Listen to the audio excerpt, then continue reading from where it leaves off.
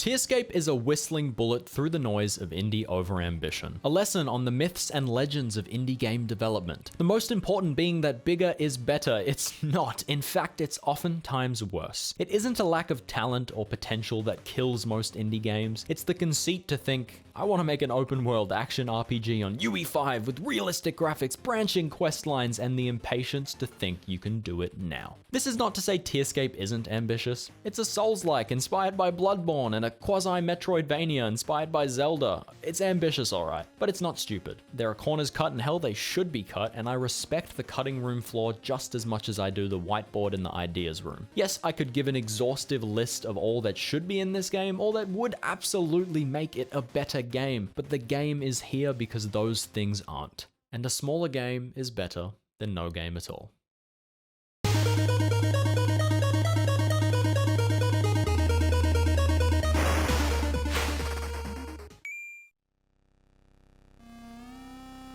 I think I want to structure this review a little differently than usual. I generally intersperse the criticism with the praise I give, and the critique itself can lean more negative than constructive, which is fine when there's zero chance the developer will watch the review, and if they do, it's one of many hundreds or thousands of opinions. Who the fuck cares about mine, right? But this is the smallest game I've covered on this channel, so I'm going to talk about it like I usually do, but I'm going to leave any real critique for a more explicit feedback section later on. Anyways, Tearscape is a simple ode to a genre with the deepest roots, and a pretty new phenomenon. It is a Metroidvania, and a pretty solid one at that, in that retro Game Boy style I only saw the tail end of as a kid. That nostalgia is coupled with its Souls-like ambitions, and it helps to modernize such a grey-haired genre. It surprisingly succeeds at both things. Exploration is tight, it's rarely tedious. Each area has a nicely restrained map size that allows for a few branching paths here and there, but I didn't get overwhelmed, not like I do in some games. It helped that there were these cute little map markers you could place instead of trying and failing to remember every place to use your new gadget. Each area is meaningfully different aesthetically and mechanically. There are always new hazards, enemies, little puzzles, and top-down platforming sections. I think there's one checkpoint in each level, very Souls-like,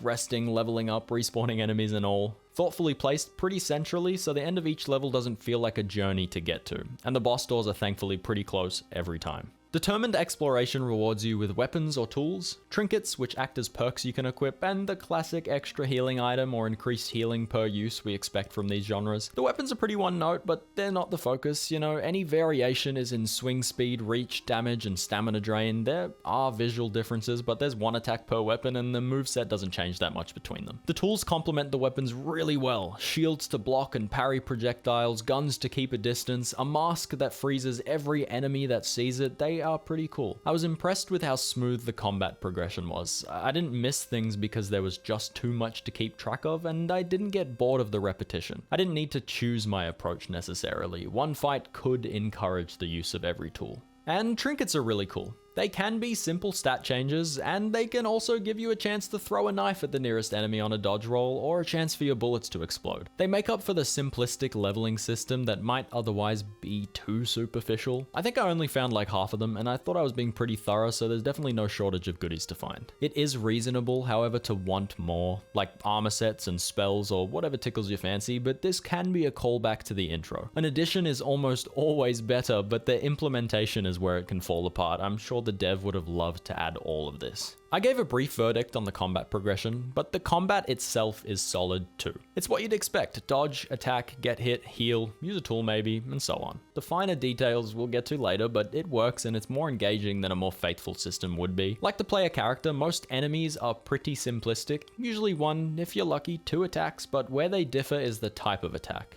Yes, you'll be dodging or blocking every enemy, but you might be dodging an attack from below, parrying a projectile, or running away because they're really scary and you can't figure out how to fight them. I like how they're designed. They keep the style, but there's enough detail for them to be memorable in their respective areas, and the diversity in any given encounter progresses nicely with everything else. Now, if you're looking for an engaging follow-along narrative, it's not here. And that's not quite criticism, it's just really faithful to its inspiration. You'll learn of the world and its very limited lore through notes and the cryptic dialogue of NPCs. It's written competently, but the developer himself never intended for it to be central to anyone's enjoyment of the game. This is a game, first and foremost. There is a central quest line and a few side characters to help along the way. You know, some of these little optional quests are actually pretty funny. I appreciated the levity in carrying a pig back to its owner, or carrying a cat back to its owner.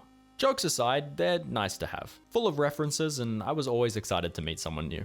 Anyhow, you're a hunter.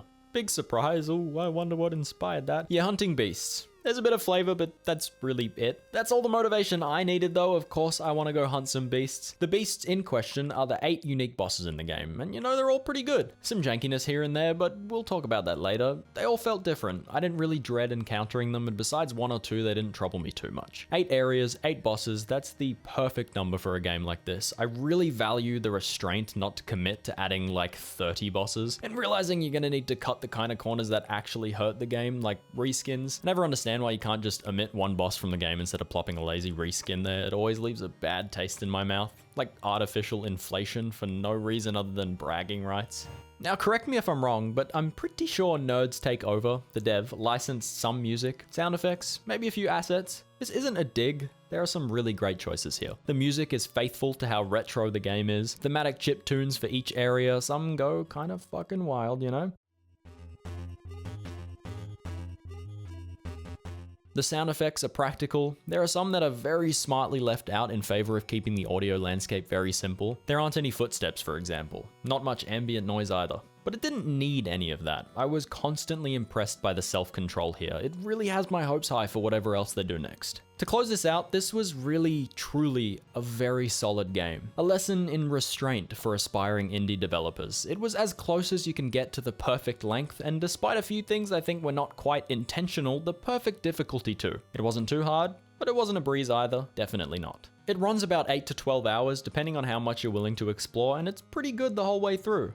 But as with all games, there are issues, and I'd be remiss to let you play it without knowing what they are. For the developer, I'm gonna go point by point pretty cleanly, and I'll get the bigger ones out of the way first. The Vesper mines, while competently designed for the most part, become really tedious if you die, or need to backtrack. Any repetition there is broken up by some painfully long minecart rides. It became too much of a chore, too fast. It doesn't help that some of these minecart rides force you to block falling rocks as you go, rocks that bounce unpredictably, have pretty shoddy hitboxes and unclear expectations for the player. As with all things, I see the vision, but there needs to be a lot less unfair friction there. Coming off of that, there are pretty consistent hitbox mishaps throughout, but the Rocco Golem boss at the end of the mines is a big one. That pogo move is very cute and definitely learnable in a way, but the hitbox for it feels a little thoughtless. His body should not hit me when it realistically should be above me, at least not at that distance. Even if it was realistic, temperance in plausibility is a good skill to have in game development. Often what makes sense still gives bad feedback to the player.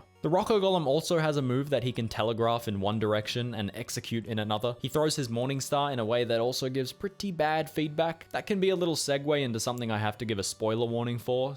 There it is. The final boss has lava flowing from one eye at a time during this attack, and it can switch without warning and at seemingly random intervals. This feels terrible to be up against. It's too unpredictable to dodge consistently. A really simple fix here would be to have them switch at predictable intervals. I can't really colorfully segue between the rest of the critiques, so I'll just list them off in the back end here.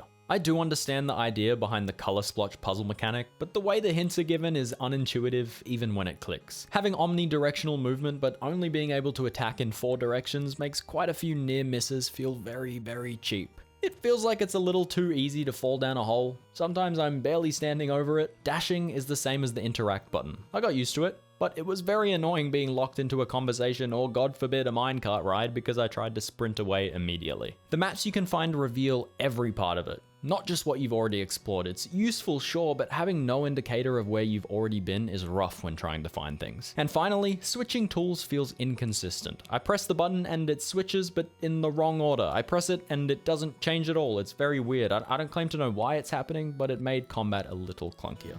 Look, none of these were massive critiques. Most of it is the kind of jank you'd expect from a solo developed game, and I've left out any critiques that demand new content because I acknowledge the clear vision here. I really respect this game, and if you're looking for a solid Souls-like experience, maybe something engaging but also simple and relaxing in a way, I definitely recommend you give it a try. I wish the absolute best for the future of Nerds Takeover, and I hope he's satisfied with this project because I sure am. Hey, if you're still with me, I'm James. If you happen to enjoy the video, please consider dropping a sub. I promise I am in it for the long run. Thanks!